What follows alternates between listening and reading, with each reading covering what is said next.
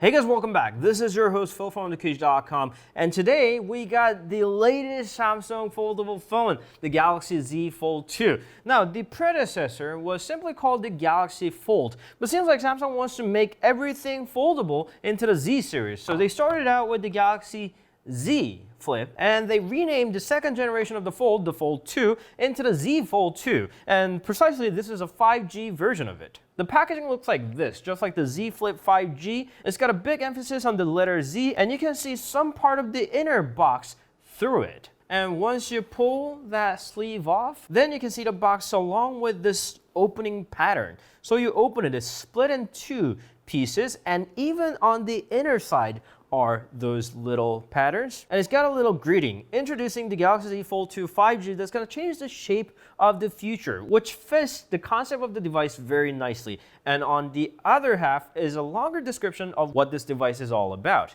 Under that is a little package saying Samsung. Just like almost all the other Samsung flagship devices, it's got number of things inside. Let's start with the Galaxy Z Premier service. As a top-of-the-line flagship smartphone, it comes with different services, 24-hour service, an entire year of screen replacement coverage, and a lot more that you can find out through this QR code. And here's the holder that seems like it's supposed to have a case on it. There is a SIM card tray removal pin, and finally, you have the quick start guide. All right, under that level is the phone itself, which we're gonna put right here just for the moment. It comes with the 25 watts of super fast charger, not super fast in 2020 standard, but still this is one of the faster chargers that Samsung provides with. And it's definitely faster than the 15 watts of the predecessor. And here is the USB cable. The charger comes in the USB-C port, so it has USB-C connectors in both of the ends. And finally, there is the AKG pair of headphones. This connects through the USB-C port, and this is one of the noticeable downgrades from the Galaxy Fold that came with the wireless earbuds, the Galaxy Buds. All right, that's all there is, and here is the device itself. The Samsung Galaxy Z Fold 2 has got much larger external display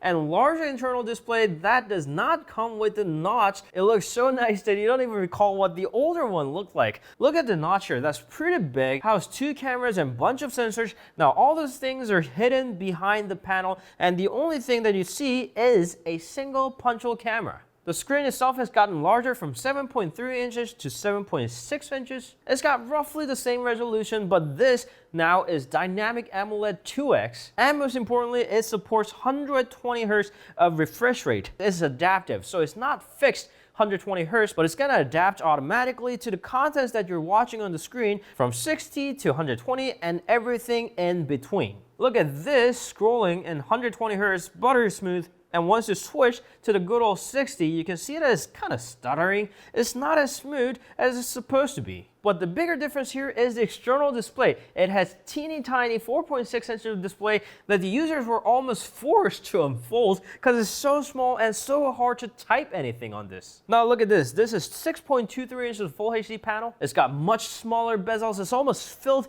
entirely with the screen. Typing on this thing is still not the easiest, but now you don't have to force yourself to use that T9 keypad. And I especially love the new hinge design. The older Fold had a little bit of wiggling hinge that didn't look that premium. It had a little click at the end, a snap at the end. But the Z Fold 2 has a freestop hinge that you can stop at any angle you want. Snapping close sounds pretty good, and snapping open sounds very nice. It's overall a lot more premium and more complete experience here. All right, enough of comparing. Let's see what this thing actually has. So this is the external screen with the punch hole camera on top. That's a 10 megapixel f2.2. Not that much of a change. But look at the right-hand side. It's got a volume rocker and the power key that's finally combined with the fingerprint reader. On the left-hand side is nothing but that nice-looking hinge. On top, you got a speaker along with the secondary microphone. On the bottom is another speaker, part of those dual stereo speaker system, USB-C port, and a microphone. On the back are obviously the cameras. 12 megapixels of f1.8 wide-angle camera, complete with dual pixel face detection autofocus and OIS. 12 megapixels of f2.4 2x optical zoom, complete with autofocus and OIS. And finally, another 12 megapixels of f2.2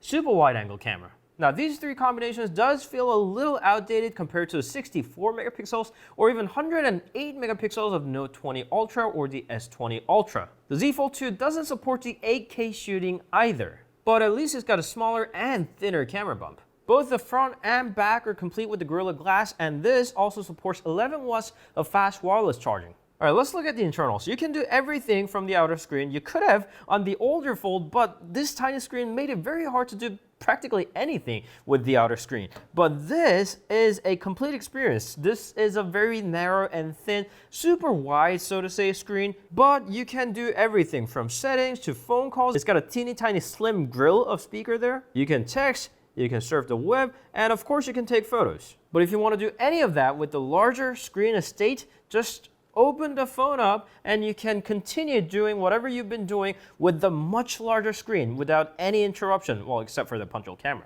So what does it actually pack inside? It's got the latest Qualcomm Snapdragon 865 Plus, 12 gigabytes of RAM, 256 gigabytes of storage, and 4500 milliamps of battery to run all that. Now, unfortunately, as I mentioned, it doesn't support microSD card expansion. The older one came with the 512 gigabytes of storage standard. I guess this is one of the ways to cut the cost, but it definitely is a disappointment. Now, before we get into the software, we have to talk about that crease. The older Galaxy Fold had a pretty noticeable crease, not as bad as Mate XS, but it had one. But the Fold 2, thanks to the ultra-thin glass, this is actually a glass. So there is a crease, but not as noticeable. The differences are pretty clear. All right, the internals are not all that different. It's got One UI 2.5, so it naturally has the wireless DeX, nifty features like Samsung Pay, but the important part is that its multitasking is now better. Look at this, you go to the home screen, you launch an app, you just slide from the right-hand side and just drop another app on the left-hand side, and you can actually make it top and bottom rather than left and right. And check this out, you can add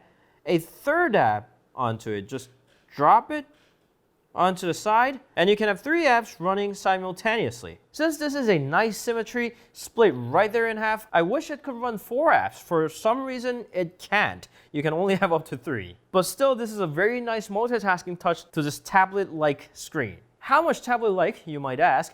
As tablet-like as an iPad mini. The screen sizes are almost the same. The iPad mini, this is Gen 5, 7.9 inches, this is 7.6 inches. So this finally is folded, you have a phone, unfolded, you have a tablet. And another nifty feature is the flex mode. Check this out. You have the camera app, flip it halfway, and your viewfinder goes to the top half, and your other half is the controller. Take a photo, and that photo shows up right there, and then you can switch the resolution, angle, mode, and shutter, and selfie cam all in the bottom half. If you don't want that, you can just tap on that icon to go full screen. And even cooler, there's a little icon on top. You can tap on that, and the cover display turns on. So the other party on the other side can see what's happening through the cover display. I first saw this with Huawei Mate XS, and then the Galaxy Z Flip had this feature, and now the Z Fold 2 has it. And another fun feature is the selfie mode. Just switch it to the selfie mode, and what if you don't want this f2.2 camera,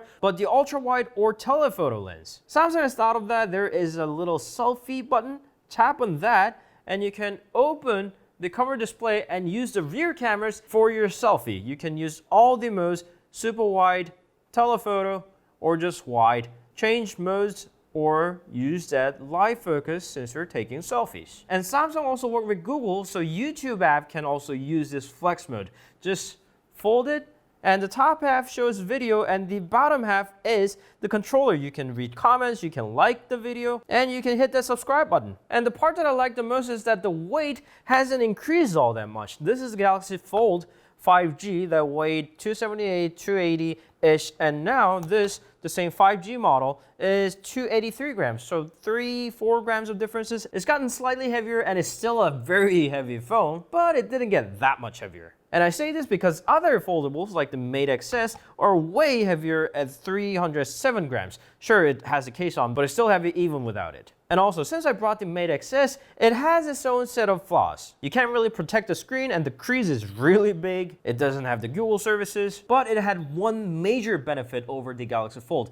Close it, it's a normal phone. It's a completely usable size of a phone. Unfolded, it's bigger size tablet without any interruption. Very thin bezels, no annoying notch that the Galaxy Fold has. So in terms of usability and living up to the concept of close like a phone and open like a tablet, I saw a distinct future in Mate XS. But now the Z Fold 2 also has a very eye-pleasing amount of bezels, and even when closed, sure it's smaller, but now it's not as ridiculous as the previous generation Folds. It's completely usable. And boy, this new hinge feels much nicer, so much nicer than the Mate XS's. I've been always scared and fear of breaking this thing, as much as I liked how futuristic this thing looks. So the Galaxy Z Fold looks almost perfect to my eyes. It solved the biggest problem of the previous generation, smaller screen and even smaller external screen. This looks as good as 2020's technology can go. Don't get me wrong, it's still a very expensive phone, it's a very limited availability, but I can't wait to use it in real life. We'll be back with the review very soon. In the meanwhile, if you have any questions, please leave them down in the comment section below, and you can always meet us on Instagram and Facebook. We'll see you guys